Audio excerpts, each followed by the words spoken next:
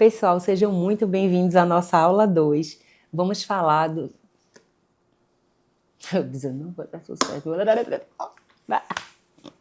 Pessoal, sejam bem-vindos à nossa aula. Vamos falar hoje sobre formação dos contratos. Hoje, nós continuaremos nossa jornada pelos fundamentos do direito contratual, aprofundando a nossa análise na formação dos contratos. Essa etapa é fundamental e essencial para garantir que as relações jurídicas baseadas em contratos sejam válidas, justas e equilibradas. E, claro, você, contratualista, arrase nos seus trabalhos. O objetivo dessa aula é analisar os elementos essenciais que formam um contrato: as partes, o objeto, o consentimento e a forma. A gente também vai explorar o processo de oferta e aceitação, destacando a teoria da recepção como base para determinar o momento da formação contratual. Essa etapa é essencial para garantir que as relações jurídicas baseadas em contratos sejam válidas, justas e equilibradas. O objetivo dessa aula é analisar elementos essenciais que formam um contrato: as partes, o objeto, o consentimento e a forma. Vamos também explorar o processo de oferta e aceitação, destacando a teoria da recepção como base para determinar o momento da formação contratual. E um ponto crucial é a análise da capacidade das partes, que garante que todos os envolvidos tenham aptidão jurídica para celebrar o contrato. Finalmente, vamos explorar os vícios do consentimento, como erro, dolo, coação, lesão e estado de perigo, que são fatores que podem comprometer a validade dos contratos. A cada tópico, nós vamos inserir exemplos práticos, decisões e notícias relevantes para ilustrar como o direito contratual é aplicado no dia a dia. Além disso, vamos trazer sempre reflexões e questionamentos para provocar uma análise crítica do papel dos contratos em diferentes contextos econômicos e sociais e trazer para você, contratualista, pensamentos que vão fazer você ir além de um contrato simples. Mas não vamos perder tempo. A gente vai falar agora da teoria geral dos fatos jurídicos. A teoria geral dos fatos jurídicos trata de tudo o que ocorre e é considerado um efetivo acontecimento da vida em sociedade, podendo ou não gerar efeitos jurídicos. Esses acontecimentos são denominados fatos e podem ser classificados como fatos ajurídicos e fatos jurídicos. Mas o que é isso? Os fatos ajurídicos são aqueles que, embora ocorram na natureza ou na vida social, eles não produzem consequências jurídicas, como, por exemplo, a queda de uma folha de uma árvore. Por outro lado, os fatos jurídicos são aqueles acontecimentos que geram consequências jurídicas, seja pela ocorrência de um fato natural, como a morte de uma pessoa, ou um evento social, como a assinatura de um contrato. Um exemplo de fato jurídico seria a queda de uma árvore em cima de um carro, gerando obrigações legais de reparação de danos. A classificação dos fatos jurídicos é dividida em fato jurídico lato sensu e fato jurídico stricto sensu. No primeiro deles, abrange tanto os fatores jurídicos em sentido estrito, como os fatos naturais, quanto os atos jurídicos, que são intitulados de fatos humanos que geram efeitos jurídicos. Por sua vez, os fatos jurídicos stricto sensu referem-se exclusivamente aos fatos que independem da vontade humana e ocorrem na natureza, mas que ainda assim produzem efeitos jurídicos. Dentro da classificação que eu trouxe a vocês, os fatos jurídicos em sentido estrito podem ser, por sua vez, subdivididos em dois subgrupos. O primeiro deles é fatos jurídicos ordinários, e o segundo, fatos jurídicos extraordinários. Vamos lá que eu te explico. Os fatos jurídicos ordinários são os que ocorrem de maneira previsível e rotineira, como o nascimento ou a morte. Por sua vez, os fatos jurídicos extraordinários são aqueles imprevisíveis ou excepcionais, como um desastre natural ou um acidente imprevisto, os quais também geram efeitos no mundo jurídico, como a obrigação de reparação de danos ou a extinção de um contrato. Além disso, dentro dos fatos humanos, encontramos os atos jurídicos e os negócios jurídicos. Os primeiros são aqueles atos que geram efeitos pela simples manifestação da vontade, sem a necessidade de negociação das partes, como o registro de nascimento e os negócios jurídicos. Por sua vez, os negócios jurídicos são a manifestação das vontades das partes com o objetivo de criar, modificar, transferir ou extinguir direitos, como ocorre nos contratos onde há liberdade de negociação. Sobre a teoria geral dos atos jurídicos, eles se referem aos atos praticados por uma pessoa que, de forma consciente e voluntária, gera efeitos jurídicos. No ato jurídico, a manifestação de vontade é um elemento essencial, Mas o objetivo principal não é necessariamente criar ou modificar direitos, mas realizar um ato previsto pela lei, como reconhecer um filho. A distinção de ato jurídico em relação ao negócio jurídico reside no fato de que, no primeiro, a manifestação de vontade está subordinada diretamente à norma legal, não permitindo uma ampla liberdade de negociação pelas partes. Um exemplo de ato jurídico é o casamento, onde a forma e os efeitos já são predefinidos pela lei, ainda que haja vontade das partes em realizar o matrimônio. E aí, você sabe o que é ato-fato jurídico? É quase um trava-língua, né? O conceito de ato-fato jurídico surge para designar aqueles atos humanos que produzem efeitos jurídicos, mas sem depender da consciência ou intenção do agente. Mas o que isso quer dizer? Vamos lá. O agente realiza um comportamento, mas os efeitos jurídicos são impostos pela lei, independente da intenção. Um clássico exemplo é o achado de tesouro. Já ouviram falar nisso? É um ato de encontrar um tesouro, que é um ato humano, que gera efeitos jurídicos pela norma, atribuindo ao descobridor metade do valor achado, sem que sua intenção seja criar essa relação jurídica. Nesse sentido, o ato-fato é uma mescla entre ato humano e o fato jurídico, pois depende de um comportamento, mas a intenção não é determinante, mas sim as consequências do ato. Agora vamos falar de negócios jurídicos, que nada mais é do que a manifestação da vontade, seja ela unilateral ou bilateral, com o objetivo de criar, modificar, extinguir ou transferir direitos. Está lembrando o conceito de contratos, né? E é regida pelo princípio da autonomia privada. Esse princípio confere às partes a liberdade de estabelecer os termos e as condições dos seus negócios, desde que, claro, respeitados os limites estabelecidos em lei. Como é que a gente pode exemplificar isso? Seria no contrato, como eu já falei, onde as partes, de forma voluntária, ajustam direitos e obrigações.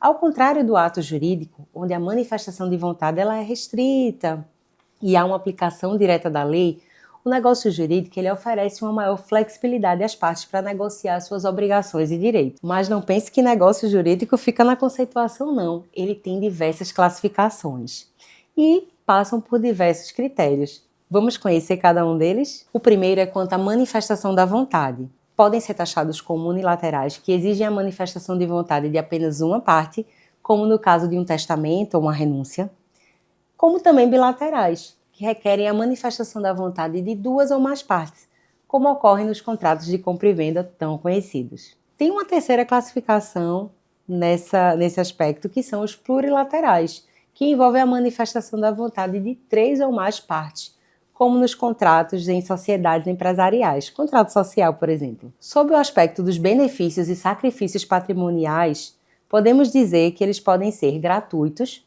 quando somente uma das partes recebe benefício sem contrapartida, como o caso do contrato de doação pura.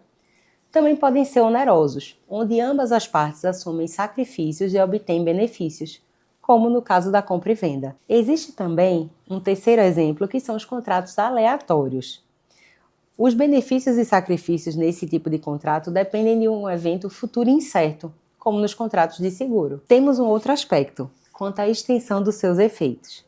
Existem os intervivos, que são os negócios que podem produzir efeitos entre as partes enquanto estão vivas, como o contrato de prestação de serviços. E existe também o mortis causa, que são os negócios que produzem efeitos após a morte de uma das partes, como no caso do testamento. Quero trazer também para vocês um assunto super relevante, que é a escada ponteana, que são os planos de existência, validade e eficácia dos negócios jurídicos. Os negócios são analisados sobre esses três planos que eu mencionei, conhecidos como escada ponteana, anotem esse nome, que inclui os planos da existência, validade e eficácia. O plano da existência refere-se à constituição mínima do negócio jurídico, ou seja, aos elementos essenciais para que ele exista no mundo jurídico. A existência do negócio jurídico ele se materializa principalmente por meio do artigo 104 do Código Civil, que exige, como vocês já sabem, 3 elementos básicos. Vocês sabem quais são? Vamos lá que eu vou te contar. O primeiro deles é a manifestação da vontade. É necessário que as partes expressem claramente a sua vontade. Um segundo aspecto é o objeto, que ele precisa ser juridicamente possível de ser contratado. Um terceiro aspecto diz respeito à forma, que em alguns casos a forma é exigida por lei, como no caso da escritura pública, e é um requisito para a existência desse negócio. E aí, se faltar algum desses elementos, o que fazer? O negócio jurídico simplesmente não existe. Quer entender melhor? Imagina uma compra e venda onde não há manifestação das vontades de uma das partes. Esse negócio jurídico nem chega a ser constituído. Já parou para pensar nisso? Agora vamos falar do plano da validade. Uma vez que o negócio jurídico exista, ele deve atender aos requisitos de validade também previstos no artigo 104 do Código Civil. Esses requisitos asseguram que o negócio seja juridicamente válido. Quer saber quais são? Vou te contar. Capacidade das partes. As partes envolvidas devem ser legalmente capazes para praticar o ato. Um segundo ponto é objeto lícito, possível, determinado ou determinável. O objeto do negócio deve ser legal, realizável e claramente identificado ou passível de identificação. Também deve ter forma prescrita ou não defesa em lei. O negócio deve respeitar a forma legal exigida quando for o caso, como a relação do contrato de compra e venda. É exigida uma escritura pública para tal. Se qualquer um desses elementos estiver ausente, o negócio será considerado nulo ou anulável, dependendo da gravidade do vício. Quer entender melhor com exemplo? É um contrato que tem um objeto ilícito, como a venda de substâncias proibidas. Nesse caso, o contrato seria nulo. Por fim, vamos falar do plano da eficácia. O plano da eficácia trata da capacidade do negócio jurídico produzir seus efeitos jurídicos no mundo real. Um negócio jurídico pode ser válido e existente, mas a sua eficácia depende de certos fatores, como a ocorrência de um evento futuro, uma condição, ou a chegada de um prazo, que é chamado de termo. Vamos entender melhor isso. A condição é um evento futuro incerto que pode suspender ou resolver a eficácia do negócio, como o caso de uma cláusula contratual que suspende os efeitos da venda de um imóvel até que o comprador obtenha o financiamento. O termo refere-se a um evento futuro e dessa vez certo, que pode suspender ou limitar a eficácia de um negócio jurídico, como o caso de um prazo para cumprimento de uma obrigação. Nessa toada, segundo o artigo 132 do Código Civil, o prazo deve ser computado excluindo-se o dia do início e incluindo-se o dia do vencimento. Vamos entender melhor. Imagina um contrato de locação, que só produz efeitos a partir de uma determinada data futura. É mais ou menos isso. Destaco também encargo, que nada mais é do que uma obrigação imposta a uma das partes, como, por exemplo, uma doação feita sob a condição que o donatário utilize o bem de determinada maneira. Em suma, a teoria geral dos contratos jurídicos e dos atos jurídicos fornece a base para entender como os acontecimentos e as ações humanas se inserem no contexto jurídico. Por sua vez, os negócios jurídicos com autonomia da vontade possibilitam que as partes ajustem seus interesses, sempre observando as normas jurídicas vigentes. Com isso, os planos da existência, validade e eficácia garantem uma análise completa dos negócios jurídicos, desde a sua formação até a produção dos efeitos, assegurando que as relações contratuais e negociais se mantenham equilibradas e dentro dos limites legais. Agora, iremos falar sobre os elementos essenciais para a formação dos contratos. Você, contratualista, já sabe quais são? Vamos descobrir. Para que um contrato seja juridicamente válido e produza seus efeitos legais, é necessário que ele cumpra todos os elementos essenciais exigidos em lei. Esses elementos são a base para a formação de qualquer contrato e garante que as partes estejam vinculadas a uma obrigação legítima. Nesse sentido, trazemos novamente o artigo 104 do Código Civil, que estabelece que são necessários os requisitos que já falamos para a validade do contrato, que é a capacidade das partes, objeto lícito e consentimento livre de vícios. A ausência ou deficiência de qualquer um desses elementos pode levar à nulidade ou anulabilidade do contrato, comprometendo a sua eficácia. Vamos conhecer cada um desses elementos?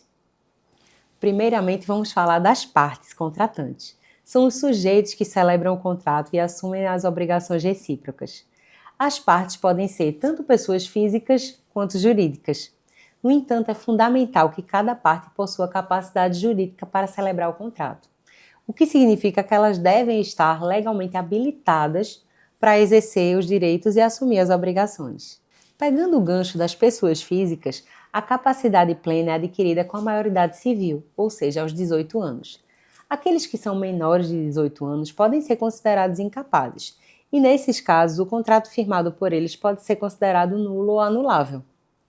Pessoas jurídicas, por sua vez, possuem capacidade contratual a partir da sua constituição legal, que ocorre com os registros nos órgãos competentes. Para entender melhor esse contexto, na nossa justiça brasileira, trazemos um caso julgado pelo STJ, que seria o RESP 1.872.102, que envolveu a validade de contratos firmados por menores relativamente incapazes, entre 16 e 18 anos, sem autorização judicial, mas na presença de pais ou responsáveis legais.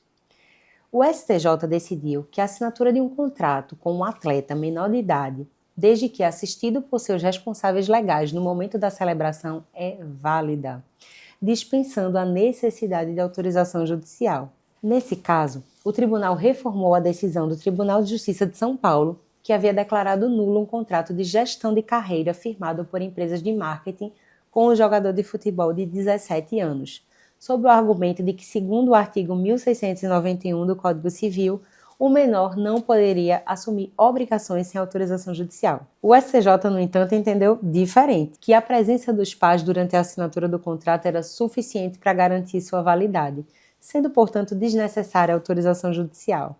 Além disso, o STJ destacou que o atleta já tinha emprego e recebia salário, o que caracterizava a economia própria, um dos requisitos para a emancipação civil, conforme o tão conhecido artigo 5º do Código Civil. Essa decisão destaca a importância de observar a capacidade das partes e os requisitos de emancipação em contratos com menores relativamente incapazes, especialmente quando envolvidos em atividades profissionais que lhe garantam a economia própria. O STJ reforçou que a nulidade de um contrato firmado por menor nesses casos, em que ele está devidamente assistido pelos pais, não pode ser decretada de ofício pelo juiz, conforme o artigo 1691 do Código Civil. Agora vamos falar sobre o objeto do contrato, que é a prestação que será realizada por uma ou ambas as partes, que pode envolver desde a entrega de um bem, a prestação de um serviço ou mesmo a transferência de um direito. Para que o contrato seja válido, o objeto deve ser lícito, possível e determinado ou determinável, conforme estabelecido no artigo 104, inciso 2 do Código Civil.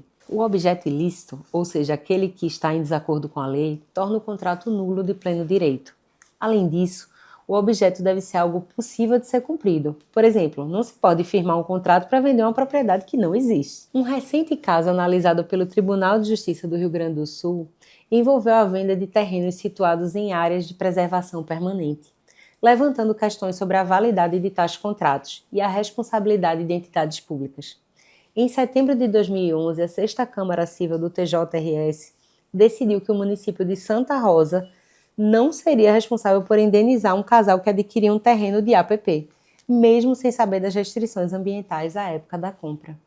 O tribunal entendeu que todos os atos que qualificaram a área como APP foram públicos e anteriores à concretização do negócio, que eximia a responsabilidade da administração pública pelo dano alegado. No caso citado, o casal, após adquirir o terreno para construir sua residência, foi surpreendido ao descobrir que a área estava classificada como APP, impossibilitando qualquer intervenção, como a remoção de árvores para a construção. Os autores alegaram que não foram informados sobre as limitações ambientais e entraram com uma ação de indenização por dano moral e material contra o município. No entanto, o tribunal, confirmando a sentença do primeiro grau, destacou que a negociação foi entre particulares e que cabia aos compradores a responsabilidade de verificar a situação legal do terreno antes da compra. A decisão enfatizou que a função fiscalizadora da administração pública não inclui interferir em negociações entre particulares, sendo seu papel apenas garantir o cumprimento da legislação ambiental vigente.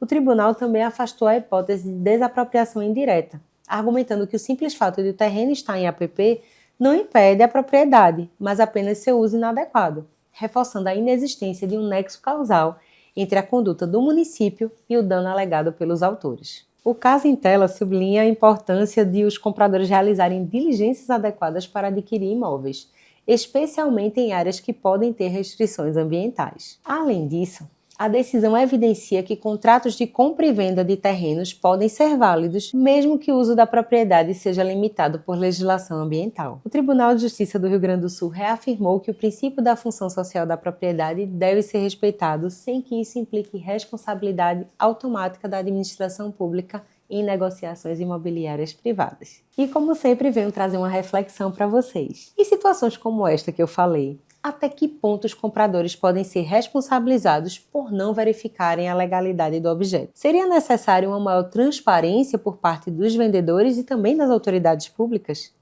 Agora vamos falar sobre o consentimento. Consentimento se refere ao acordo das vontades entre as partes. Para que um contrato seja válido, é essencial que ambas as partes se manifestem livremente na sua intenção de contratar, sem que haja qualquer tipo de vício que comprometa essa vontade. O consentimento ele deve ser dado de maneira clara, expressa, tácita, mas em qualquer caso ele deve ser inequívoco. Entretanto, o consentimento ele pode ser viciado com fatores como erro, dolo, coação, lesão e estado de perigo.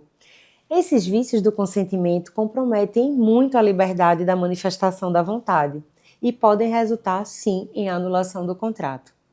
Vamos analisar esses vícios de uma forma mais detalhada? Mas antes eu quero contar para vocês um caso prático, para que vocês comecem a refletir sobre o assunto. Um caso marcante aconteceu na 9ª Câmara de Direito Privado do Tribunal de Justiça do Estado de São Paulo, que anulou a doação de um imóvel feita por uma mulher idosa, seu sobrinho, reconhecendo que foi caracterizado como estelionato emocional. A idosa em questão tinha 74 anos à época e estava em um momento de fragilidade emocional após o término de um relacionamento de 20 anos, e foi convencida a transferir a administração de todo o seu patrimônio ao seu sobrinho. Posteriormente, ela descobriu que esse sobrinho havia retido a totalidade de seus bens, incluindo o imóvel de luxo. A senhora em questão alegou ter sido vítima desse estelionato emocional e ingressou com uma ação solicitando a revogação da doação e a declaração de ingratidão do sobrinho nos termos do Código Civil, que proíbe doações que comprometam toda a subsistência do doador. Nesse sentido, na primeira instância, o pedido foi julgado improcedente por faltas de provas constitutivas do direito. Entretanto, o Tribunal de Justiça reformou a decisão, entendendo que os atos de ingratidão ficaram sim comprovados. Inclusive, o desembargador relator destacou que não havia evidências nos autos de que a idosa tivesse conscientemente concordado em ficar sem patrimônio suficiente para manter seu padrão de vida, como que foi alegado pela defesa. Abre aspas. A autora, antes detentora de diversos bens, hoje sobrevive apenas com os proventos da aposentadoria. A queda do padrão de vida é notória. O tribunal entendeu que a idosa, embora pudesse fazer doações, ela não tinha a intenção de ficar praticamente sem meios de subsistência para favorecer o sobrinho, o que configurou um imenso abuso de confiança e justificou a revogação da doação. Esse caso destaca a importância de garantir que doações e outras disposições patrimoniais sejam feitas com plena consciência e sem a influência de fatores externos, como a manipulação emocional, que podem comprometer a autonomia e a segurança financeira das partes envolvidas. E aí, contratualistas, eu trago para vocês uma reflexão. Como proteger indivíduos que, por vulnerabilidade emocional ou social, acabam sendo coagidos ou pressionados a celebrar contratos como este? E outra dúvida, seria o papel do direito intervir mais diretamente nesses casos? Fala aqui abaixo que eu quero entender sua opinião. Agora vamos falar sobre a forma, que é o modo pelo qual o contrato é celebrado.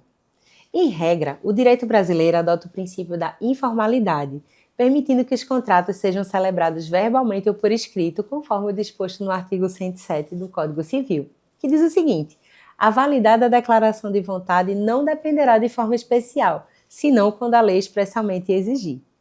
No entanto, há exceções, como os contratos que exigem uma forma especial. Já pensaram em alguns deles?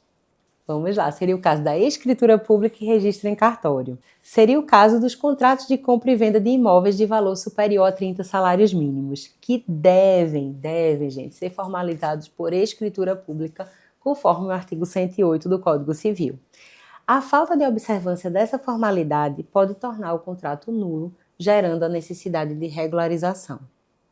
Um outro exemplo que eu quero trazer para vocês é a nulidade por falta de escritura pública. Imaginem vocês uma pessoa que adquiriu um imóvel por meio de um contrato particular de compra e venda, sem que houvesse a formalização por escritura pública. Anos depois, o comprador tenta regularizar a propriedade, mas sofre impedimentos, porque o contrato original não seguia as formalidades exigidas em lei. Esse caso que eu estou trazendo para vocês, ele evidencia a importância de respeitar as formalidades legais na celebração dos contratos que envolvem alto valor, como imóveis. A informalidade pode resultar em complicações jurídicas ou até mesmo na perda do bem. E aí eu quero que você, contratualista, reflita junto comigo. No contexto atual, em que muitos contratos são celebrados de maneira digital, como nós podemos garantir que a forma exigida em lei seja respeitada? Seriam necessárias atualizações na legislação para acompanhar a digitalização dos contratos? Pensem nisso. Agora nós vamos falar sobre a oferta e aceitação e a teoria da recepção. A formação dos contratos, ela ocorre através de duas fases essenciais, a oferta e a aceitação. A oferta é a manifestação de uma das partes, propondo um determinado negócio jurídico. Por sua vez, a aceitação é o consentimento da outra parte em relação aos termos da oferta. O contrato só tem forma quando o encontro das vontades entre as partes, ou seja, quando a aceitação chega ao conhecimento do ofertante. Mas e aí, o que é a teoria da recepção? Ela estabelece que o contrato se forma no momento em que a aceitação chega ao conhecimento do ofertante. Isso significa que o simples envio da aceitação por si só, ele não é suficiente para constituir o contrato.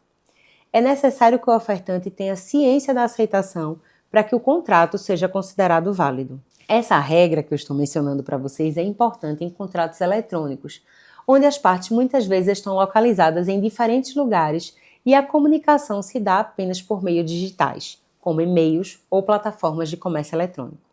Por exemplo, uma transação online de compra e venda. O contrato só será considerado perfeito e válido quando o vendedor receber a confirmação do pedido de compra feita pelo comprador. Isso evita a criação de obrigações sem que o ofertante tenha conhecimento da aceitação, o que garante uma maior segurança jurídica na relação contratual a ser firmada. Nesse sentido, o artigo 434 do Código Civil Brasileiro consagra essa teoria, ao dispor que os contratos entre ausentes tornam-se perfeitos desde que a aceitação é expedida, se o proponente não se houver comprometido a esperar a resposta. No entanto, o artigo admite exceções. A primeira exceção é se o ofertante exigir que a aceitação só tenha validade ao ser recebida ou se a natureza do negócio ou meio de comunicação exigir, a teoria da recepção será aplicada. Isso é comum em contratos eletrônicos, nos quais é necessário garantir que ambas as partes estejam cientes dos termos e condições adotados, para que aí sim o contrato tenha validade.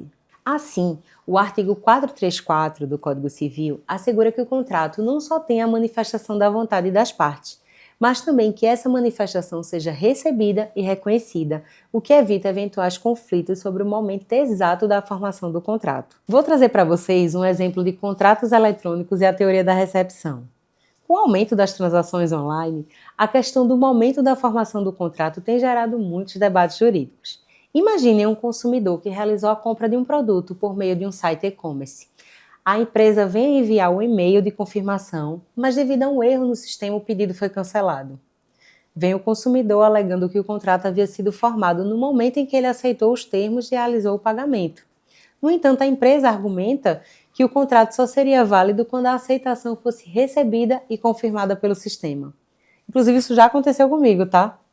E aí, me respondam, seria possível a aplicação da teoria da recepção decidindo que o contrato foi formado quando a empresa recebeu e confirmou o pedido?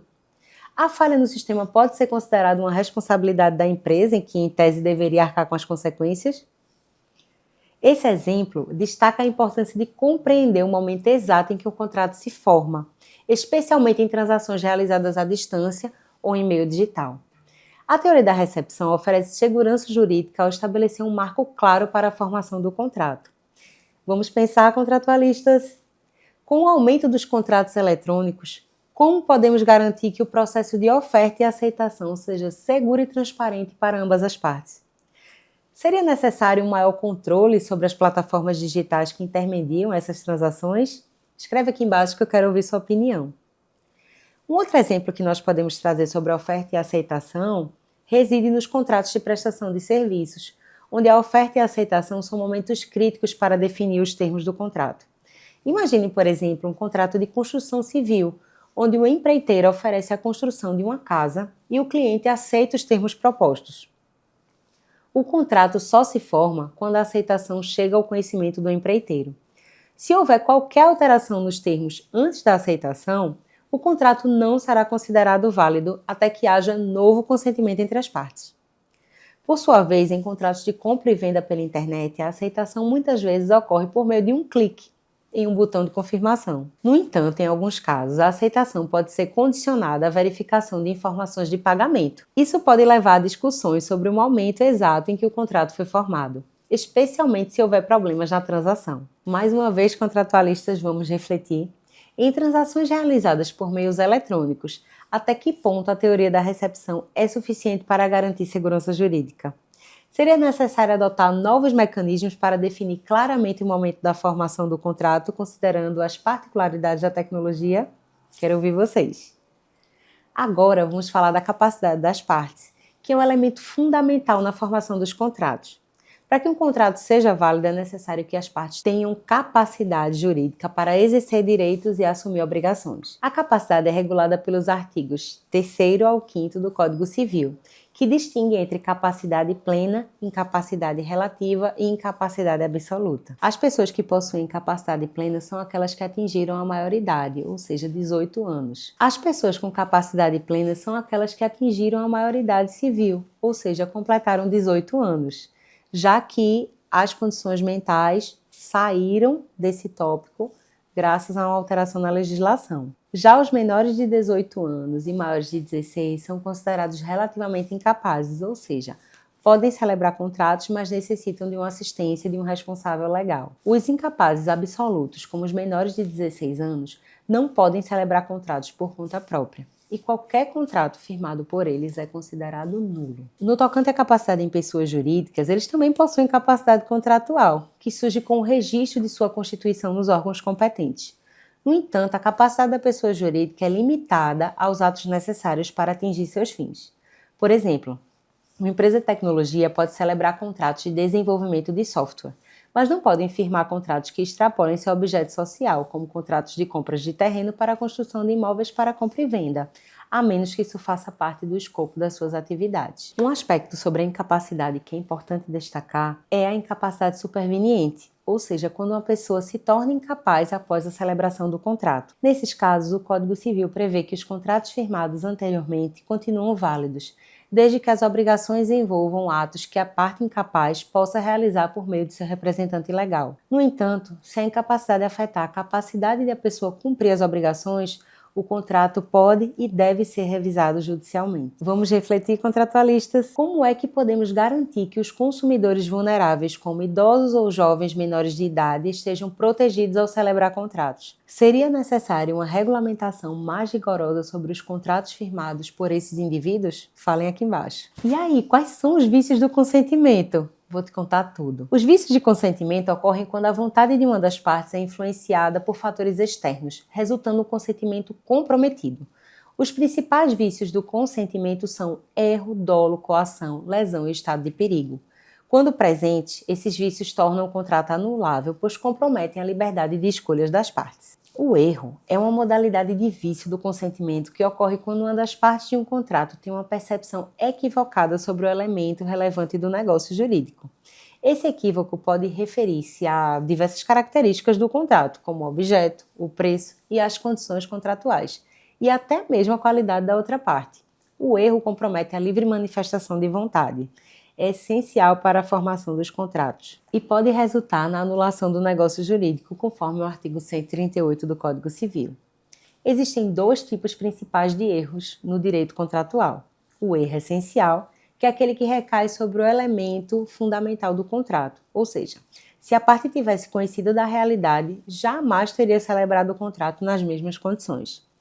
Esse tipo de erro permite a anulação do contrato, pois compromete o consentimento de forma substancial. O erro essencial pode se referir ao objeto do contrato, às características do produto ou serviço ou até a identidade de uma das partes, como o caso de erro sobre o valor real do imóvel ou sobre sua localização, seria considerado um erro essencial. Também existe o erro acidental, que se refere a elementos que não são centrais do contrato, ou seja, não influenciam diretamente a decisão de contratar. Nesse caso, o contrato não será anulado porque o erro não afetou a manifestação da vontade de forma significativa, como o caso de um equívoco sobre características secundárias de um produto ou pequenos detalhes que não mudariam a decisão de compra. De acordo com o enunciado 12 da primeira jornada de direito civil, para que o erro tenha relevância jurídica, não é necessário que ele seja excusável, ou seja, desculpável, justificável. O Código Civil adota o princípio da confiança, o que significa que, independente de o erro ser excusável ou não, ele pode justificar a anulação do contrato se comprometer o consentimento das partes. Mas existem requisitos para a configuração do erro.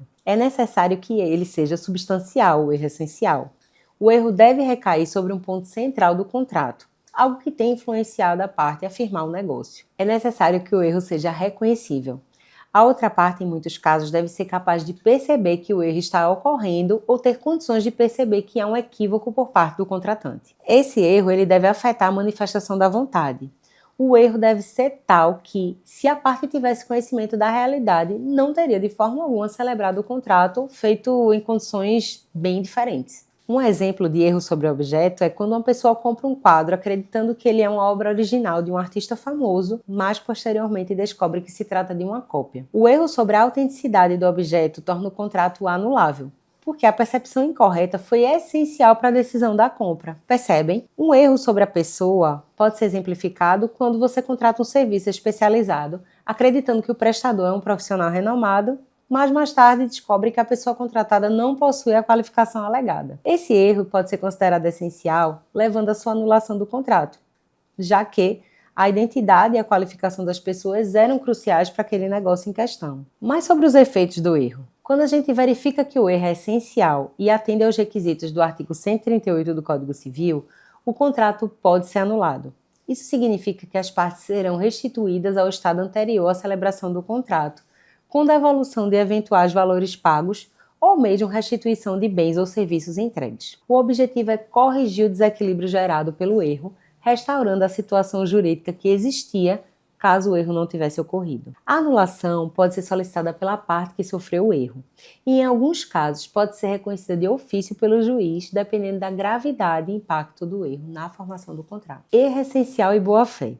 A análise de erros no contrato está intrinsecamente ligada ao princípio da boa-fé objetiva, previsto no Código Civil e que já falamos sobre. Isso significa que as partes de um contrato devem agir de forma leal e transparente, evitando induzir a outra parte a erro. Caso uma das partes tenha contribuído para o erro da outra, mesmo que indiretamente, esse comportamento pode ser considerado uma violação ao princípio da boa-fé, aumentando as chances de o contrato ser anulado. Além disso, devemos destacar que o erro pode ser corrigido com a retificação do contrato, ou seja, um aditivo, desde que ambas as partes concordem, em vez de partir diretamente para a anulação, o que preservaria o negócio jurídico, ajustando apenas o que foi equivocadamente compreendido por cada uma das partes. Nesse sentido, o enunciado 12 da primeira jornada de direito civil trata fundamentalmente do artigo 138 do Código, que estabelece que na aplicação do erro é irrelevante se o erro é ou não excusável, como eu já falei.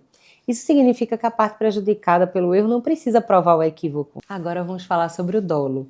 O dolo é vício do consentimento que ocorre quando uma das partes engana a outra de forma intencional, levando a celebrar um contrato em condições que não teria aceitado se conhecesse a verdade.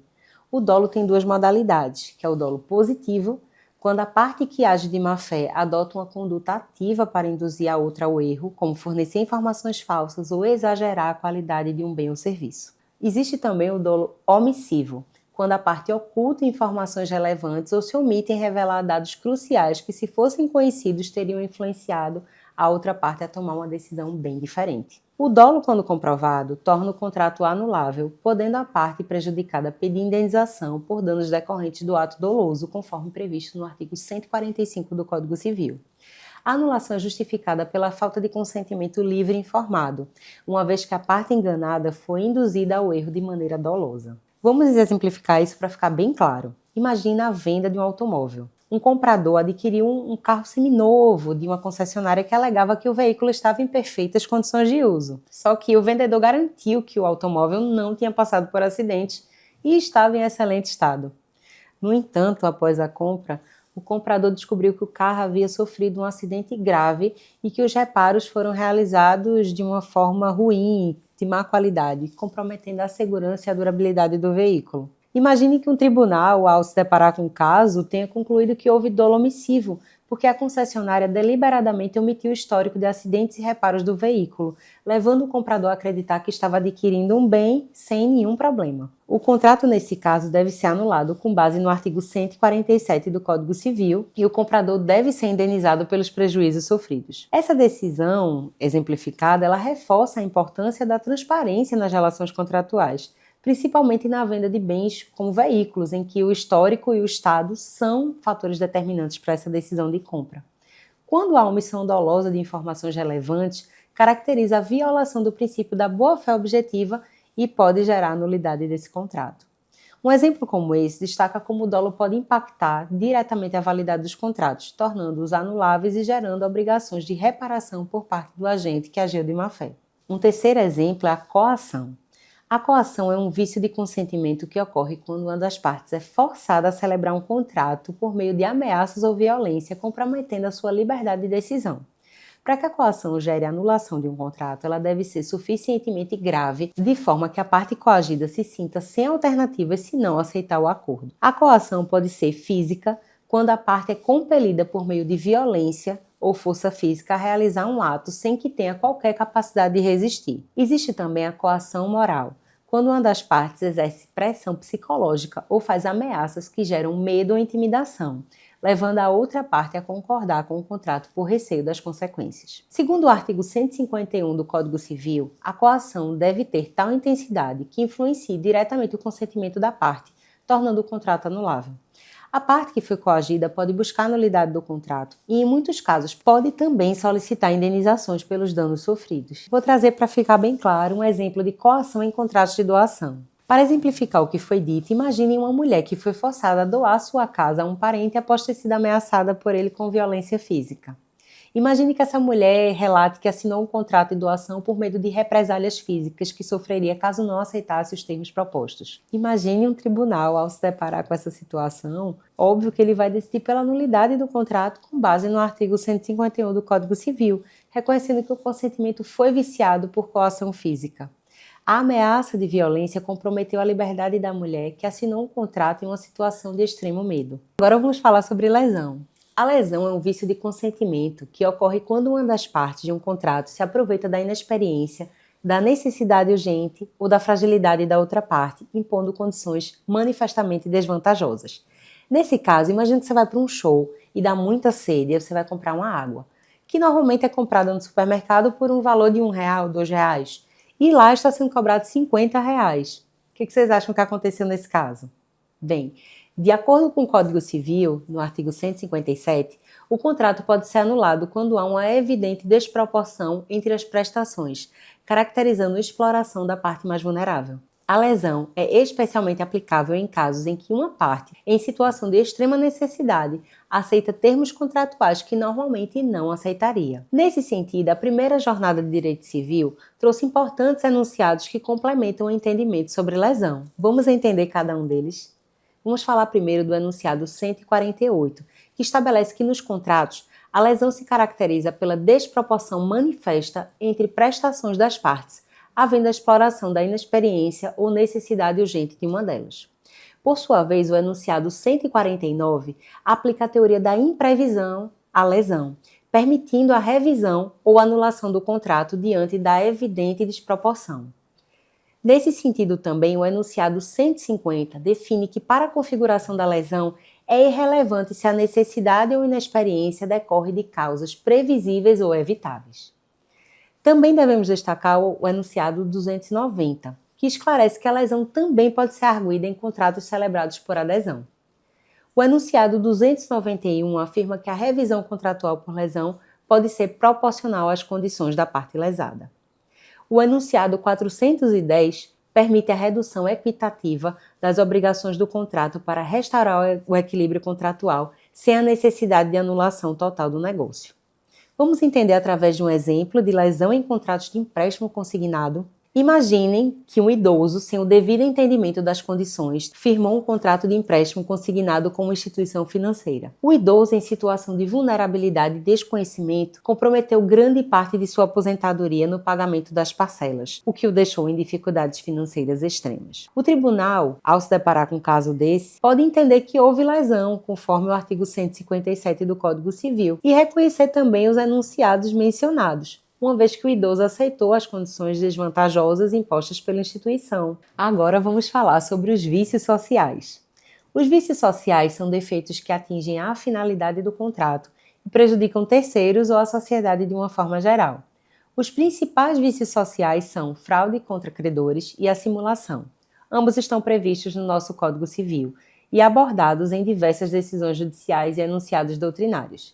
Esses vícios, ao contrário dos vícios de consentimento, não se referem a defeito na vontade de uma das partes, mas sim na ilicitude dos efeitos e objetivos do negócio jurídico, causando danos a terceiros. Vamos falar agora sobre fraude contra credores.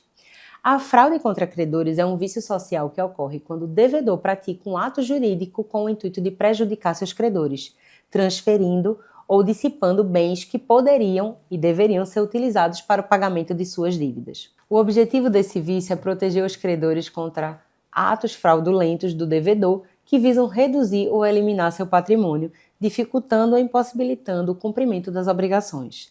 Esse tipo de fraude pode ser anulado por meio da ação pauliana prevista no artigo 158 do Código Civil.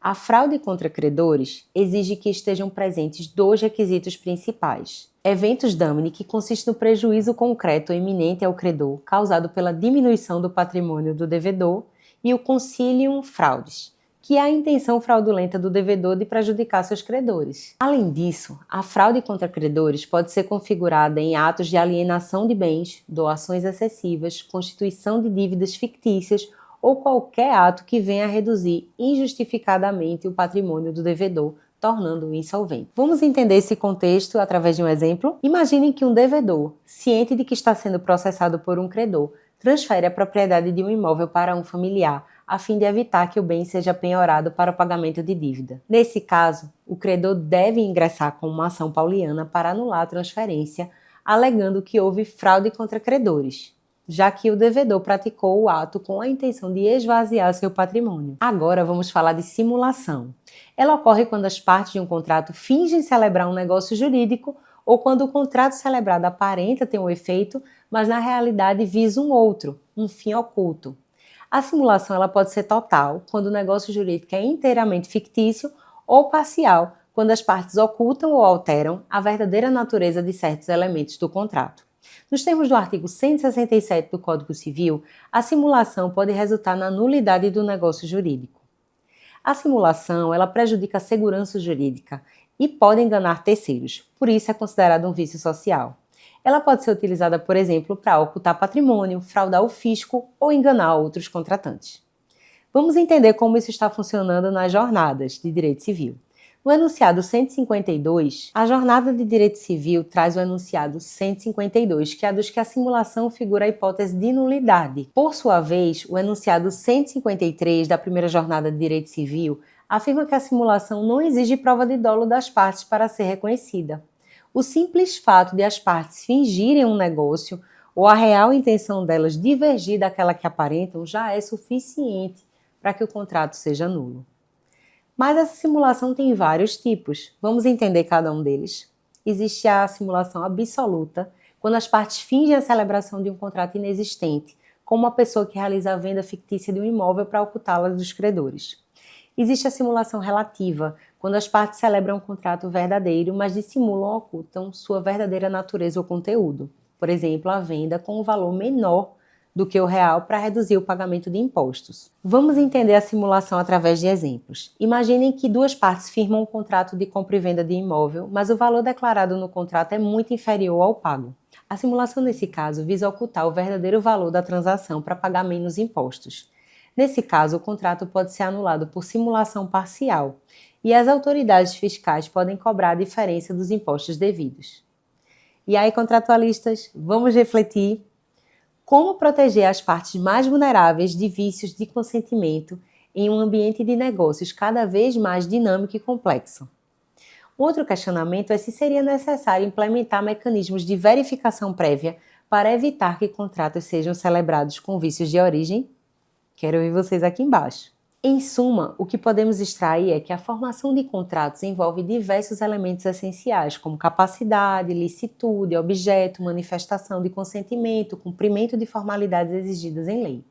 O processo de oferta e aceitação é igualmente importante e a teoria da recepção desempenha um papel crucial na determinação do momento em que se forma o contrato, especialmente em caso de contratos eletrônicos. Além disso, os vícios de consentimento, como erro, dolo, coação, lesão, estado de perigo, são questões fundamentais a serem analisadas para garantir que os contratos sejam justos e equilibrados. A presença de qualquer um desses vícios pode resultar na anulação ou revisão do contrato, visando proteger as partes de situações abusivas ou desvantajosas. No contexto atual, marcado pela globalização e pela crescente digitalização das transações comerciais, o direito contratual precisa continuar evoluindo para lidar com novos desafios e garantir que as partes estejam devidamente protegidas. Então, pessoal, agradeço por mais uma aula com vocês. Deixem suas dúvidas aqui embaixo. Muito obrigada por estarmos juntos em mais um momento. Até a próxima!